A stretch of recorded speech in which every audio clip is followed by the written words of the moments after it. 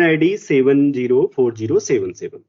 Let A be a real diagonal matrix with characteristic polynomial lambda cube minus 2 lambda square minus lambda plus 2. Okay?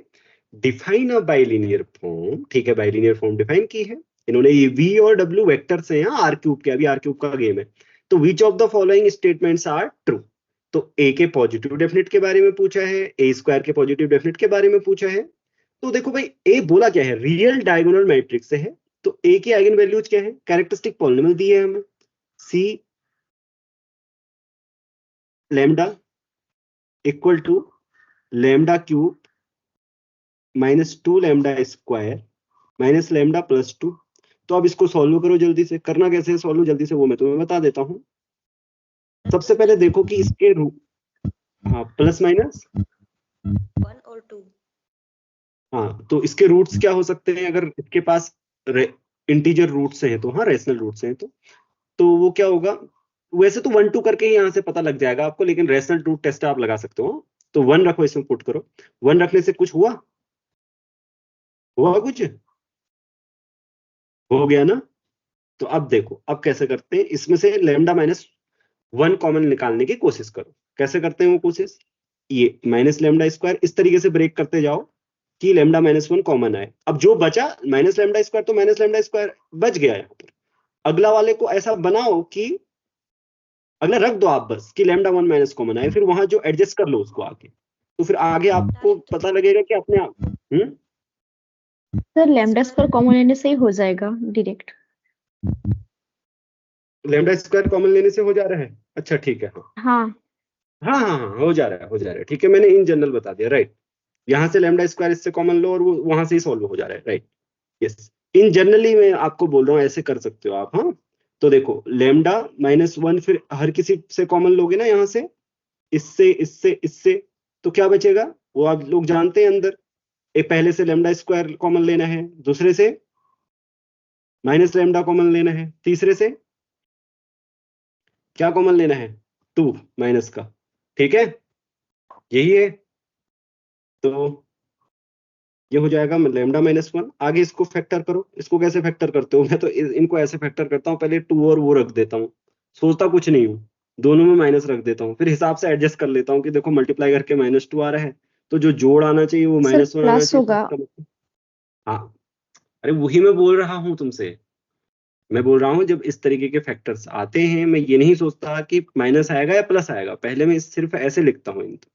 ठीक है, तो फिर क्या करता हूँ, फिर यहाँ से हिसाब लगाता हूँ, देखो इनको मल्टीप्लाई करेंगे तो माइनस का आना चाहिए 2, तो इस एक जगह प्लस आना है, इसका मतलब फिर ज्यादा हिसाब यहाँ से लगाता हूँ कि किसके साथ प्लस आना है, यानी कि माइनस 2 लैम्डा प्लस लैम्डा रहा होगा, तो इसका मतलब इसके साथ माइनस, इसके साथ प्लस।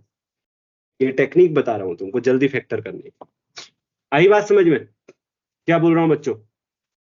आप लोग सोचते हो ना कि 2 रखो यहाँ पे, फिर कॉमन लो, फिर बाद में ये करो, फिर गलत हुआ वो हुआ वगैरह वगैरह, ऐसे तो मैं ये बता रहा हूँ आपको। ठीक है, तो ये आई बात यहाँ से पता लगा कि आइगन वैल्यूज क्या है। Eigen values 1 2 -1 distinct eigen values. A is positive definite, गलत। Negative eigen value, negative eigen value, okay, so गलत। And eigen values of A square are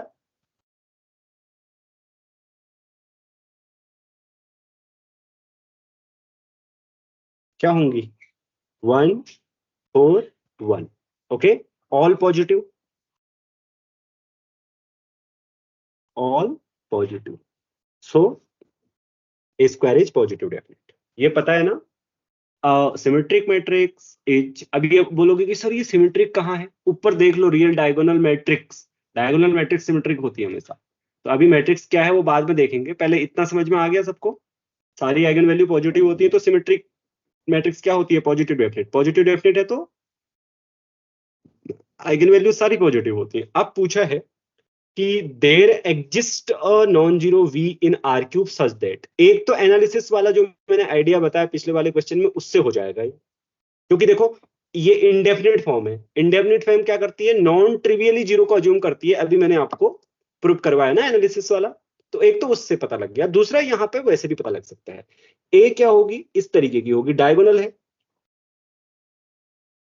तो 1 -1 2। अब आप कोई मुझसे ये पूछ सकता है, और पूछ भी ना भी चाहिए, कि सर आपको कैसे पता इसी ऑर्डर में रखें उस डायगोनल मैट्रिक्स में ये आइगन वैल्यूज, क्योंकि आपको पता है मैट्रिक्स डायगोनल है, तो उसकी डायगोनल एंट्रीज ही क्या होती हैं, आइगन वैल्यूज होती है डायगोनल मैट्रिक्स की। तो कोई भी प्रश्न कर सकता है कि आपको क्या पता जब यहाँ पे 2 आ रहा है, जब यहाँ पे -1 आ रहा है, तो आप देखेंगे, आप चाहे किसी को कहीं भी रखो, बात एक ही पड़ेगी आपको, बात भिन्न नहीं है। क्यों भिन्न नहीं है वो मैं आपको दिखाता हूँ। देखो, वी ट्रांसपोज ए वी को अगर आप कैलकुलेट करें, तो मान लेते हैं कि पहले वाले को XYZ कह लेते हैं, जिससे कि हम कहें थोड़ा फैमिलियर है, परिचित है ना। और ये बीच में डायगोनल मैट्रिक्स रखते हैं, और यहाँ XYZ इस तरीके से कॉलम में किसकी बात की है, हाँ VV की बात की है। देखो VV की बात की है, तो इसलिए मैं VV लिखूंगा। हाँ, ये तो देखो इनर प्रोडक्ट VV, तो क्या आता है, वैसे तो ये इनर प्रोडक्ट बनेगा नहीं भाई, तो सही बताऊं तो बात आपको, ठीक है, तो कह लेने दो, क्योंकि इस सिंबल को आप इनर प्रोडक्ट करते हो, जो बाइलिनियर फॉर्म बोलते हैं, बाइलिनियर फॉर्म।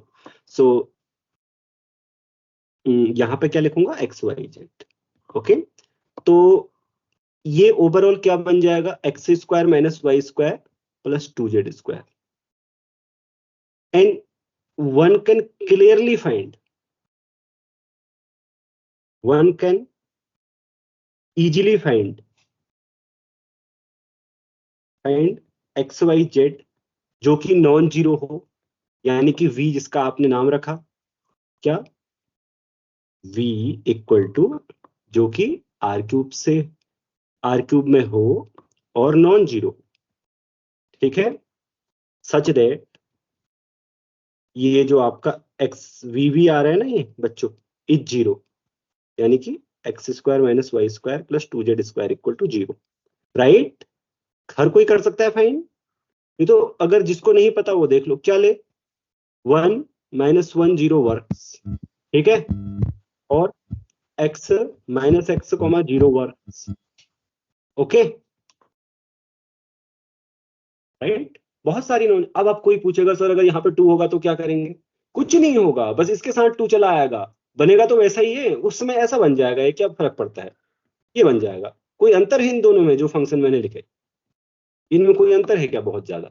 x की जगह z आ गया, z की जगह x आ गया, ऐसा तो आता रहता है बहुत बार, नहीं होता, किसी ने x माना किसी ने y माना, मतलब बात तो वही होगी ना, सेम जैसे हमने लिखा। कोई भी इन तीनों में से कहीं भी रहा हो, कोई फर्क नहीं पड़ता उससे। आप हमेशा एक non zero entry non zero value ढूंढ सकते हैं, पॉइंट ढूंढ सकते हैं, वेक्टर ढूंढ सकते हैं r³ में, वेक्टर बोलते हैं r³ के पॉइंट्स को, तो वेक्टर ढूंढ सकते हैं कि ऐसा हो जाए, जीरो आ जाए। तो पक्का कर लो, सही है, सबको समझ में आ गई बात। अगर कोई बात नहीं आई हो तो पूछो इसमें। सर हाँ हाँ, बोलो बोलो। मेरे पास अगर दो क्वाड्रेटिक फॉर्म है, x transpose ax and y transpose by, question कोई दूसरा है हम इसी से इक्विवेलेंट, related है? मतलब इसी से रिलेटेड मुझे आ रहा है एक क्वेश्चन, लाइक ये बोल सकते हैं कि a is equivalent to the diagonal matrix जो आपने लिखा है।